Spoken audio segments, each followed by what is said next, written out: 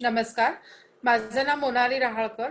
मी आघारकर अनुसंधान संस्थान म्हणजे आघारकर रिसर्च इन्स्टिट्यूट जी महाराष्ट्र विज्ञान वर्धिनीचा भाग आहे, इथे मी काम करते. मी जैव ऊर्जा विभागामध्ये काम करते, ज्याचं आधी मायक्रोबायोलॉजिकल सायन्सेस डिव्हिजन असं नाव होतं.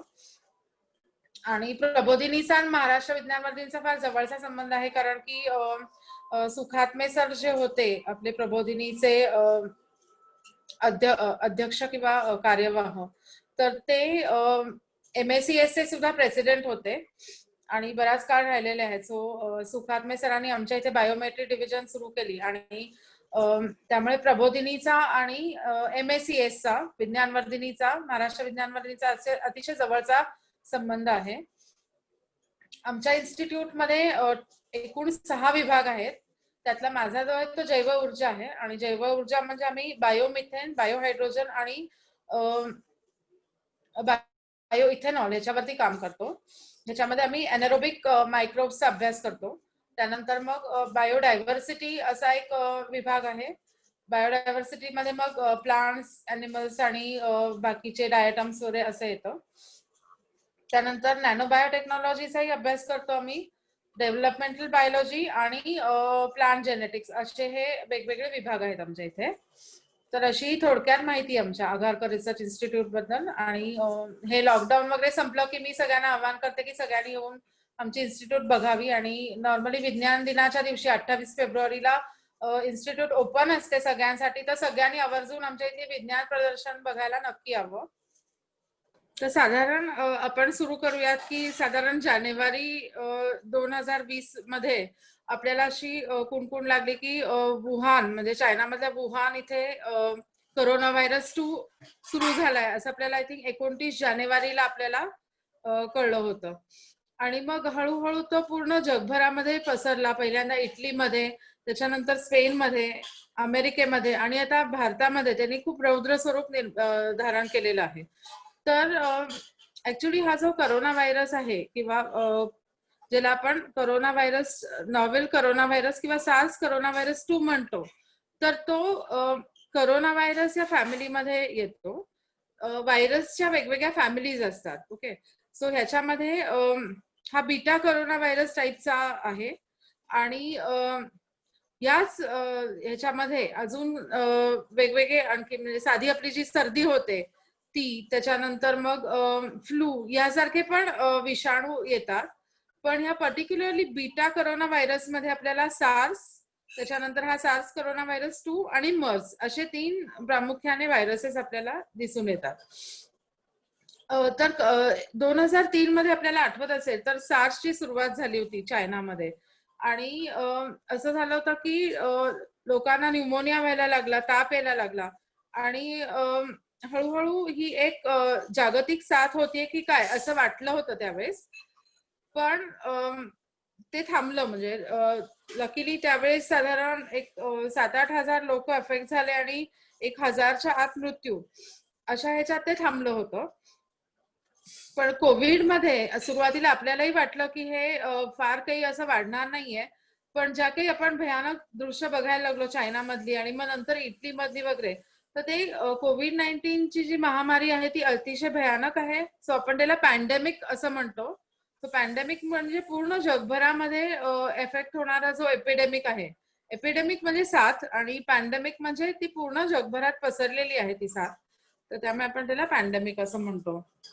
आणि मग त्याचं नाव कोविड-19 असं देण्यात आलं. तुम्हाला कोविड-19च्या अनुषंगानेच सांगते आणि मग सिमिलरली त्या बेसिसवरती मग बाकीच्या पण रोगांचा आपण हे करू शकतो.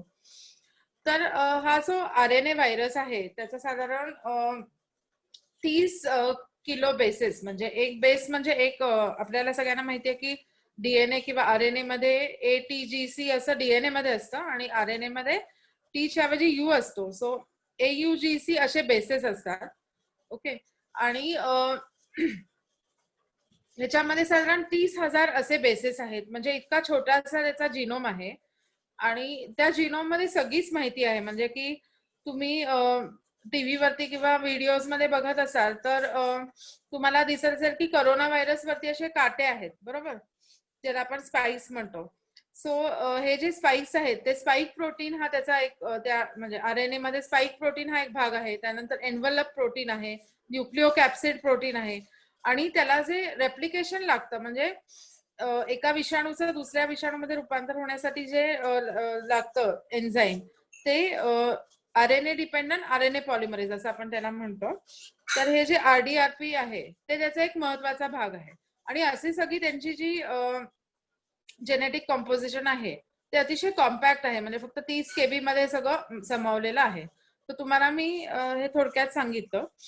तर असं झालेलं की सगळ्यात पहिल्यांदा म्हणजे चायनाने साधारणपणे म्हणजे 20 जानेवारीला वगैरे डिक्लेअर केलं की हा कोरोना व्हायरस आहे, या जातीमध्ये मोडतो. त्यानंतर तो ह्युमन टू ह्युमन पण ट्रान्समिट होतोय असं 20 जानेवारीला त्यांनी जाहीर केलं होतं आणि 29 जानेवारीला मला वाटतं की तो पॅन्डेमिक किंवा एपिडेमिक म्हणून त्यावेळेस आपण त्यांनी सांगितलं आणि 23 जानेवारीला वुहान त्यांनी बंद केलं होतं. तर आता आपण थोडक्यात समजून घेऊयात की काय काय मेथड्स वापरल्या त्या लोकांनी ज्याच्यामुळे त्यांना कळलं की हा नॉवेल कोरोना व्हायरस आहे. तर नॉवेल कोरोना व्हायरस जो होता त्याच्या डिटेक्शन करता सगळ्यात पहिल्यांदा त्यांनी पीसीआर हे आपण समजावून घेऊयात. पीसीआर म्हणजे पॉलिमरेज चेन रिॲक्शन आणि त्याच्यामध्ये काय होतं की एखादा छोटासा डीएनए किंवा आरएनएचा तुकडा असतो, त्याचा एक पर्टिक्युलर रिजन असतो, तो आपण पुन्हा पुन्हा अँप्लिफाय करतो किंवा पुन्हा पुन्हा त्याचं मल्टिप्लिकेशन करतो आणि आपल्याला ते जेलवरती दिसू शकतं. सो सगळ्यात पहिल्यांदा त्यांनी पीसीआर करून बघितला आणि नंतर त्याचा म्हणजे त्यांनी ह्युमन सॅम्पल जी घेतली होती म्हणजे त्या ज्यांना ऍक्च्युली तो हे झालेलं होतं, न्यूमोनिया झालेला होता, त्या पेशंटच्या घशातली त्यांनी सॅम्पल्स घेतली आणि मग त्यांनी त्याचा अख्खा जिनोम जो आहे तो सिक्वेन्स करून घेतला होता यामध्ये. आणि तो सिक्वेन्स केलेला जिनोम जेव्हा त्यांनी ब्लास्ट केला तेव्हा त्यांना कळलं की हा कुठल्याच आतापर्यंतच्या रोगाशी त्याचं साधर्म्य नाहीये आणि म्हणूनच त्यांनी मग त्याला नॉवेल कोरोना व्हायरस असं नाव देण्याचं ठरवलं. आणि तो आधीच्या सार्स कोरोना व्हायरस 1 जो होता म्हणजे 2003 मधला जो व्हायरस आहे त्याच्याशी तो जवळजवळ जिनोम त्याचा फक्त 80% सिमिलर आहे. त्यामुळे ह्याला सार्स कोरोना व्हायरस 2 असं सांगण्यात आलं. म्हणजे साधारण 30 जानेवारीला त्यांनी त्याचं नाव हे दिलेलं आहे. याच्यामध्ये आता आपण कुठल्या कुठल्या मेथड त्यानंतर त्यांनी डिटेक्शन करता काय काय वापरलं आणि त्यामुळे म्हणजे जगभरामध्ये त्या मेथड्स वापरण्यात येतात आज. तर पहिली जी टेस्ट आहे ती आपण सगळे म्हणतो की आरटीपीसीआर किंवा जी सगळ्यात म्हणजे काय म्हणतात खात्रीलायक अशी जी टेस्ट आहे ती म्हणजे आरटीपीसीआर. सो आरटीपीसीआर म्हणजे रिव्हर्स ट्रान्सक्रिप्टेज वापरून केलेलं रिअल टाइम पीसीआर. याच्यामध्ये हा आरएनए व्हायरस आहे, त्यामुळे पहिल्यांदा त्याचं आरएनएचं डीएनए मध्ये कन्व्हर्जन करून मग त्याचं अँप्लिफिकेशन आपण ह्याच्यामध्ये करतो. त्याला क्वांटिटेटिव्ह पीसीआर असंही म्हणतो आपण रिअल टाइम पीसीआरला.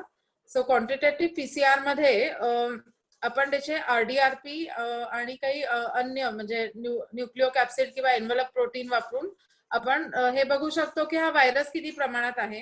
दुसरी टेस्ट आहे ती अँटीबॉडी टेस्ट आहे. म्हणजे एखाद्याला कोरोना व्हायरसचं इन्फेक्शन होऊन गेलं तर त्याच्या शरीरामध्ये प्रतिजन किंवा अँटीबॉडीज तयार होतात.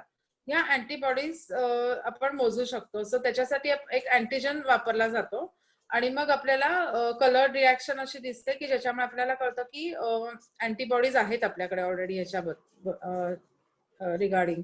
त्यानंतर मग अँटीजन टेस्ट असं पण आपण ऐकलं असेल सगळ्यांनी.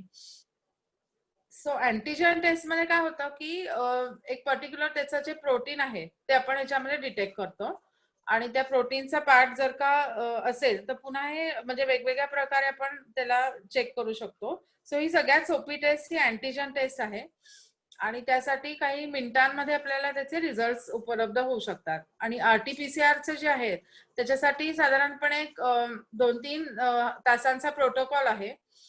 तर असं जगभरामध्ये विविध लॅब्स मध्ये हे काम चाललेलं आहे सध्या युद्ध पातळीवरती. आणि भारतामध्ये सगळ्या ज्या गव्हर्नमेंट लॅब्स आहेत त्या लोकांनी आरटीपीसीआर चे सेंटर्स उघडलेत. आगारकर रिसर्च इन्स्टिट्यूट मध्येही हे काम चाललेलं आहे. आरटीपीसीआर वापरून कोविडची टेस्ट करणं हे. सो आपल्याला हे म्हणता येईल की ही म्हणजे ह्या काही मेथड्स आपल्याला व्हायरस डिटेक्शन करता उपयोगी पडतात. सो त्या 3 मेथड मी परत सांगते. पहिली म्हणजे पीसीआर, दुसरा म्हणजे क्वांटिटेटिव्ह पीसीआर, दुसरी म्हणजे अँटीबॉडी टेस्ट आणि तिसरी म्हणजे अँटीजन टेस्ट. सो बेसिकली आता आपण जनरल म्हणजे जीवाणू बद्दल पण बोलूयात. सो जीवाणू म्हणजे बॅक्टेरिया आणि बॅक्टेरियामुळे होणारे जे संसर्गजन्य आजार आहेत, उदाहरणार्थ प्लेग. प्लेग जो आहे तो यर्सिनिया पेस्टिस नावाच्या एका बॅक्टेरियामुळे होतो. त्यानंतर मग म्हणजे हे टीबी आहे वगैरे बरेच म्हणजे रोग बघायला गेलं तर खूप आहेत. पण आपण हे बघूया की त्यांचे काय कॅरेक्टर्स आपण स्टडी करतो. सो आपण कोविडच्या बाबतीत जर विचार केला तर सुरुवातीला त्याचा प्रसार कसा होतोय हे ह्याचा स्टडी झाला. म्हणजे हे आढळून आलं की ड्रॉपलेट्स मधून त्याचा प्रसार होतोय.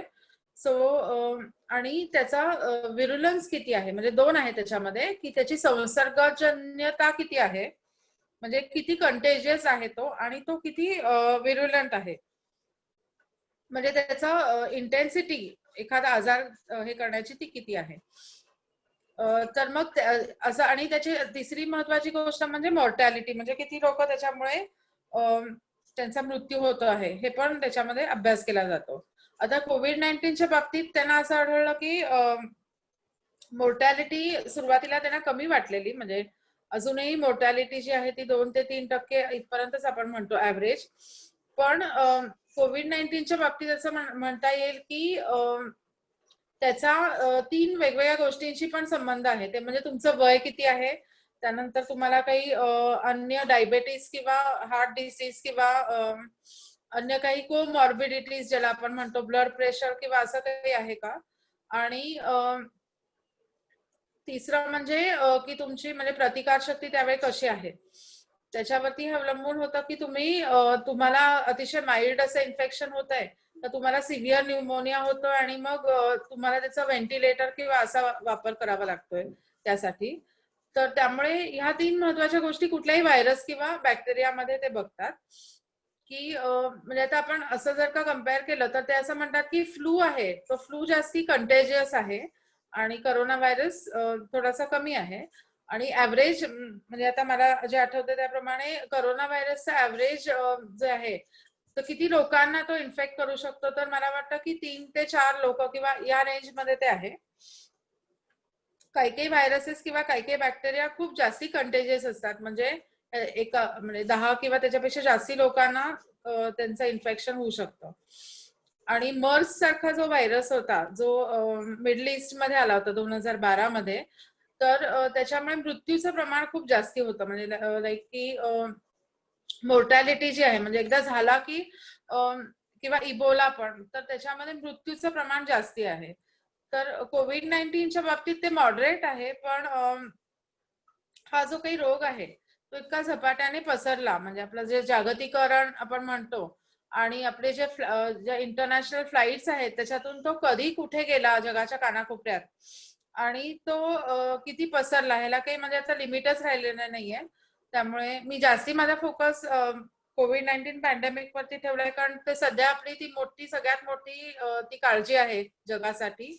आणि तर तुम्हाला कळलं असेल की ह्या 3-4 महत्वाच्या गोष्टी आहेत, कंटॅजियसनेस, विरुलन्स आणि लिडॅलिटी किंवा मॉर्टॅलिटी, असं बघितलं जातं म्हणजे प्रत्येक व्हायरस किंवा पॅथोजन्सच्या बाबतीत.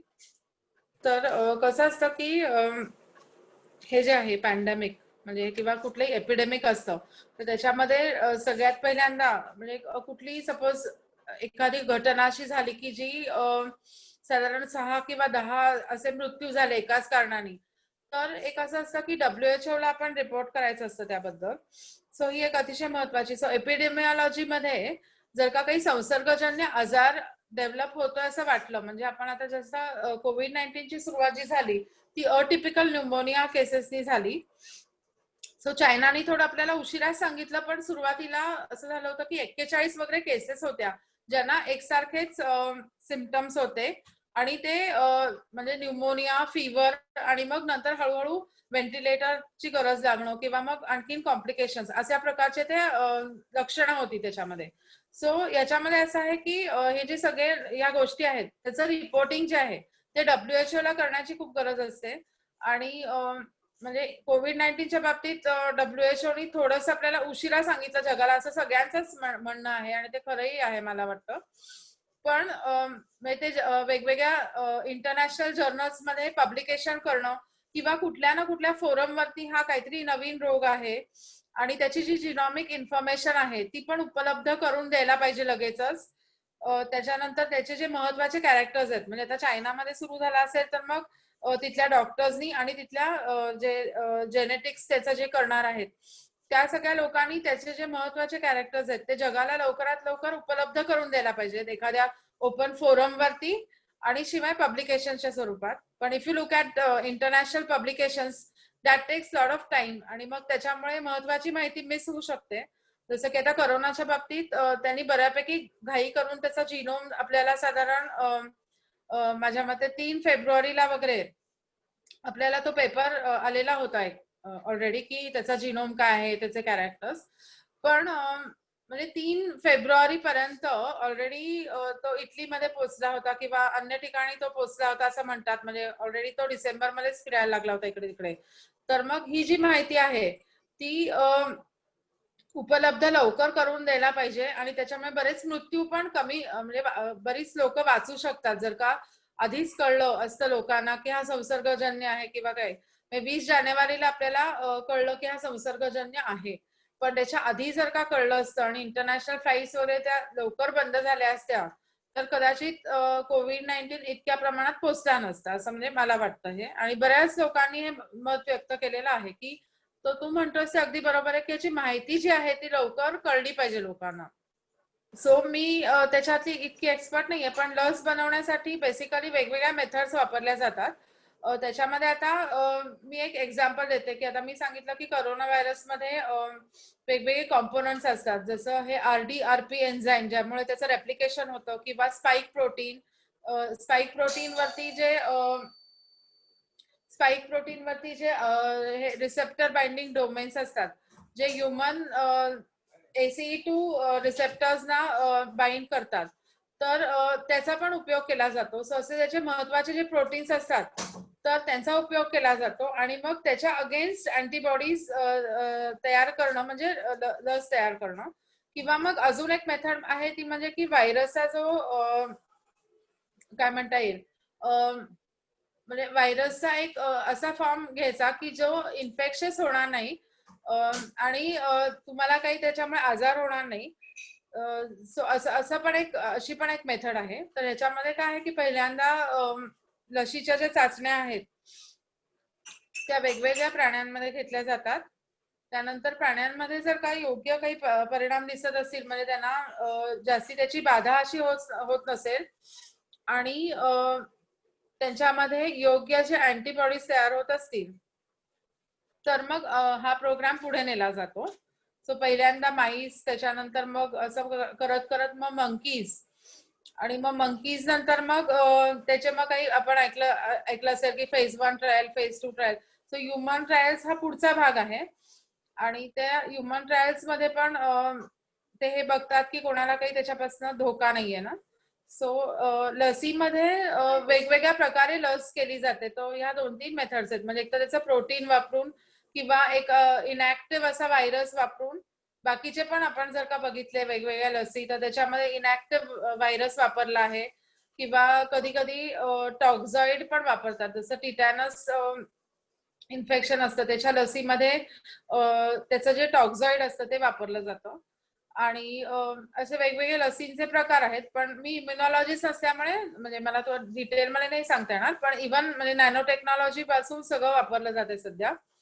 त्यानंतर काही व्हायरसेसचा पण उपयोग केला जातो, जसं रशियन जी लस आहे त्याच्यामध्ये का व्हायरसचा उपयोग करून ही लस माणसांमध्ये टोचण्यात येत आहे.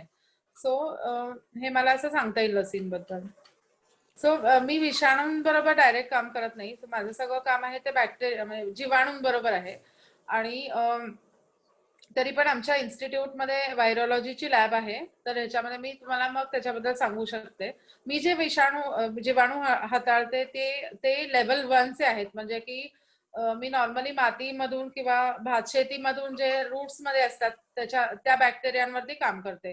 सो ते पॅथोजेनिक नसतात आणि त्यामुळे त्याच्यासाठी साधा जो सेटअप आहे लॅबोरेटरीचा तो उपयोगी, म्हणजे तो ओके असतो. त्याच्यापेक्षा जास्ती हायर लेवलला आपल्याला जावं लागत नाही. तर त्याच्यामध्ये लॅब कोट घालणं किंवा बेसिकली लॅमिनार एअर फ्लो, म्हणजे जिथे एअर फ्लो असा कंटिन्युअस चालू असतो, अशा एका चेंबरमध्ये तुम्हाला काम करायला लागतं. That is a basic level S1. त्यानंतर मग S2 किंवा P3, म्हणजे P2, P3, P4 असं, म्हणजे second level, third level, fourth level असे 4 लेवल्स आहेत. तर आता जर का तुम्हाला नुसतं कोरोना व्हायरसचं डिटेक्शन करायचं असेल तर सेकंड लेवलच्या लॅबोरेटरीमध्ये तुम्हाला काम करता येऊ शकतं. सेकंड किंवा आणि थर्ड मध्ये तुम्हाला ऍक्च्युली व्हायरस हँडल म्हणजे करता येतो. तर त्याच्यामध्ये अशी काळजी ही घ्यावी लागते की पहिल्यांदा तुमचं पूर्ण शरीराचं प्रोटेक्शन.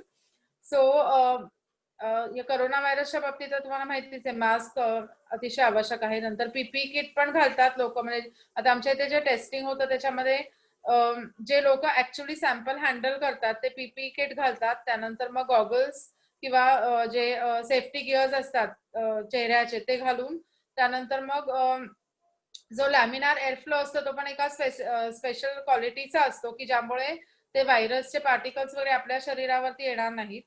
आणि जर का तुम्हाला व्हायरस कल्चर करायचा असेल तर मग तुम्हाला थर्ड लेवलच्या लॅब्सचा उपयोग करायला लागतो.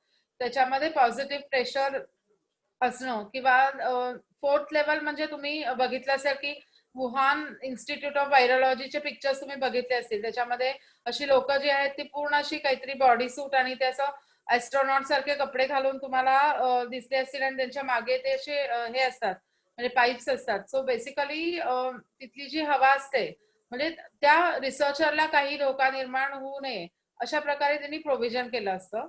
आणि असे मग वेगवेगळे हे 4 लेवल्स आहेत.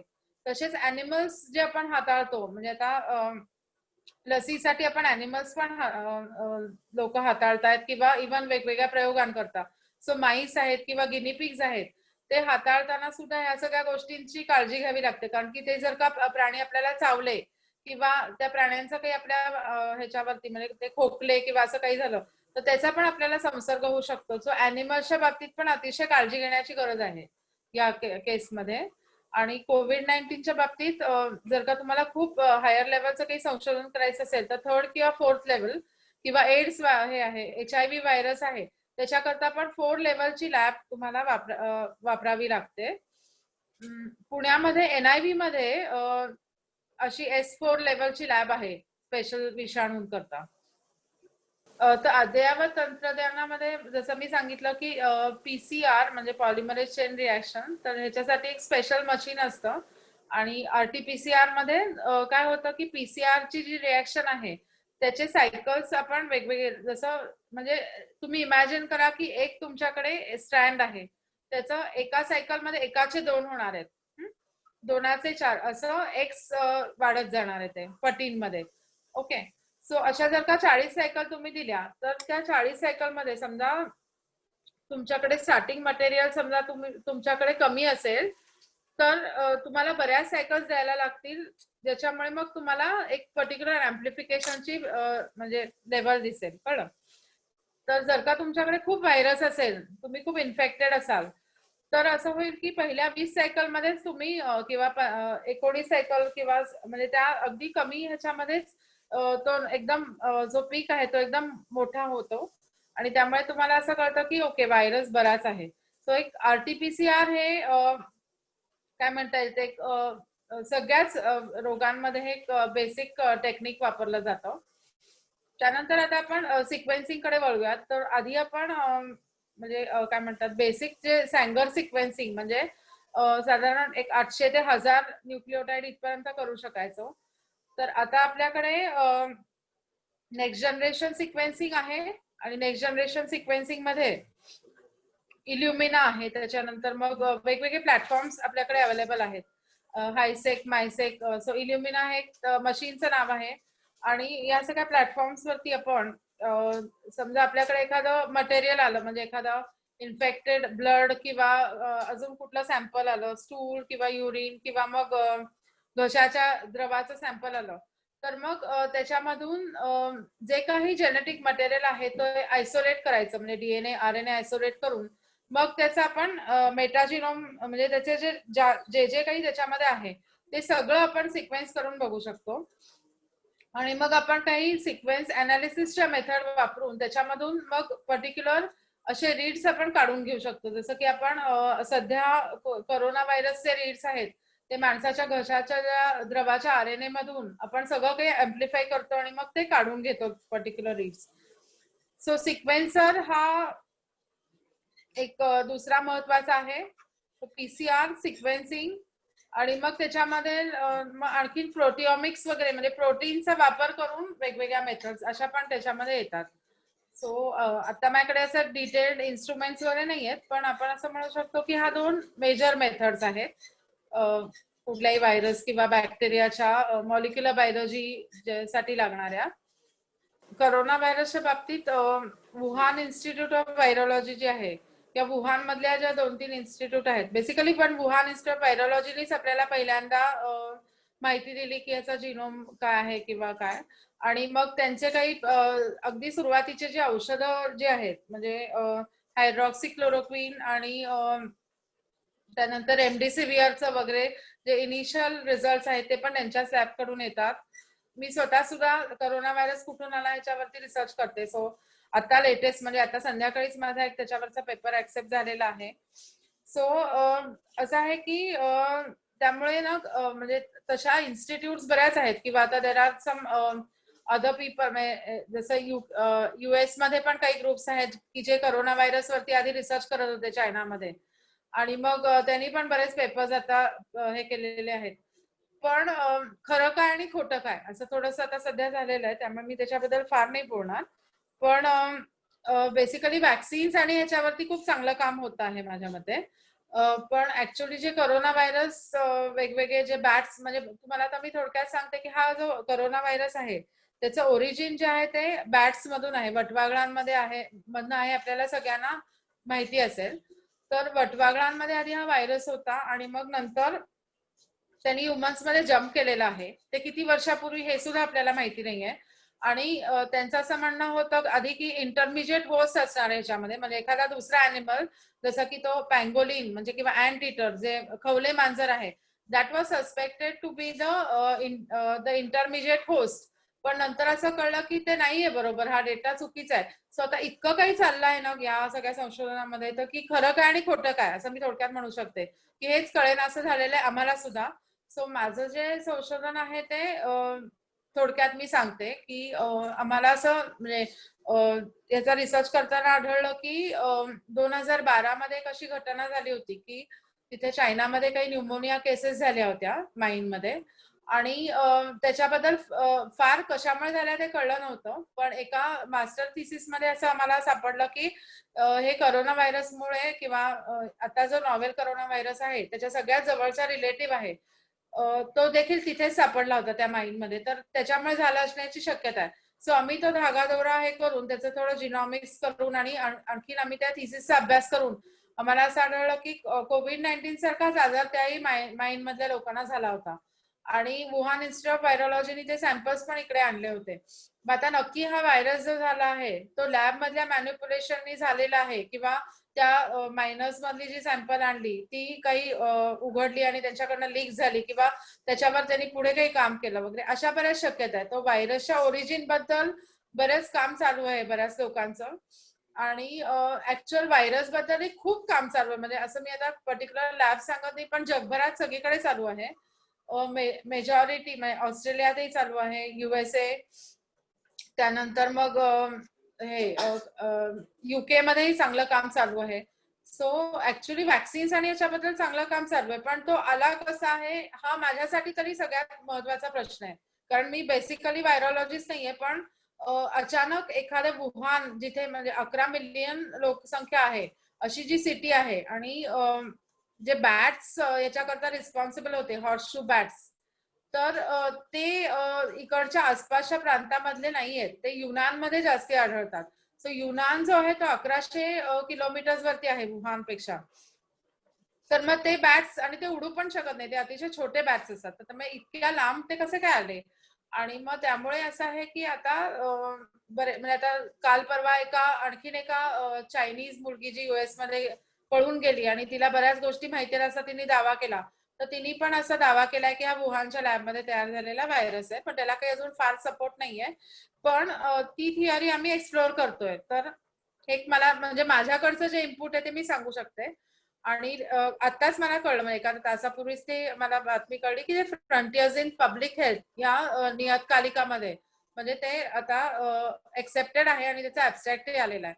सो मला असं म्हणता येईल की मी आणि माझा नवरा राहुल आम्ही याच्यावर लॉकडाऊन मध्ये खूप काम केलं आणि याच्यामध्ये आम्हाला ही एक काय म्हणता येईल, ही अशी हा धागादोरा मिळालेला आहे. तर कदाचित पुढे असंही होऊ शकतं की जी चौकशी होणार आहे आता पुढे, म्हणजे अशी व्हायला पाहिजे की हा व्हायरस कसा आला नक्की.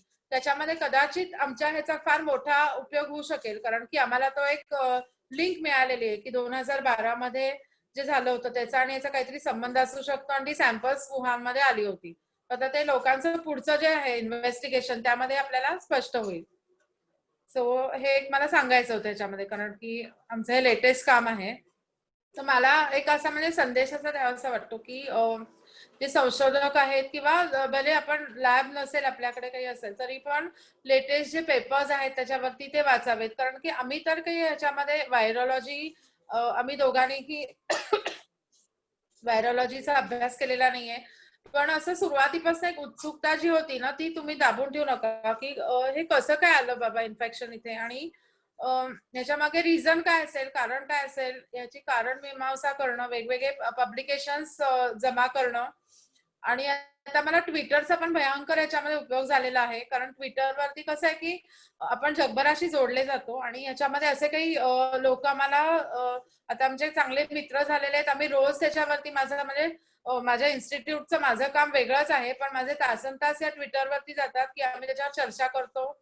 आणि हे जे पडद्यामागे गोष्टी चाललेल्या आहेत ते आम्हाला बऱ्याच आधीच माहिती आहेत. म्हणजे आपल्याला टीव्हीच्या न्यूज मध्ये किंवा इन जनरल न्यूज चॅनल मध्ये खूप उशिरा गोष्टी कळतात, पण काही लीड्स आम्हाला आधीच मिळालेले आहेत. तर माझं असं म्हणणं की डोळे उघडे ठेवावेत आणि भले तुमच्याकडे प्रयोगशाळा नसेल तरी वेगवेगळ्या गोष्टींकडे लक्ष ठेवा, त्याची सायंटिफिकली त्याचा हे करा, म्हणजे कॉन्स्पिरसी थिअरिस्ट होऊ नका की बाबा नाही असंच झालं असेल, पण तुम्ही त्याचा अनालिसिस करा स्वतः त्याचा आणि मग तुम्ही एखाद्या निष्कर्षापर्यंत पोहोचू शकता. हा सल्ला मी सगळ्या संशोधकांना देऊ इच्छिते.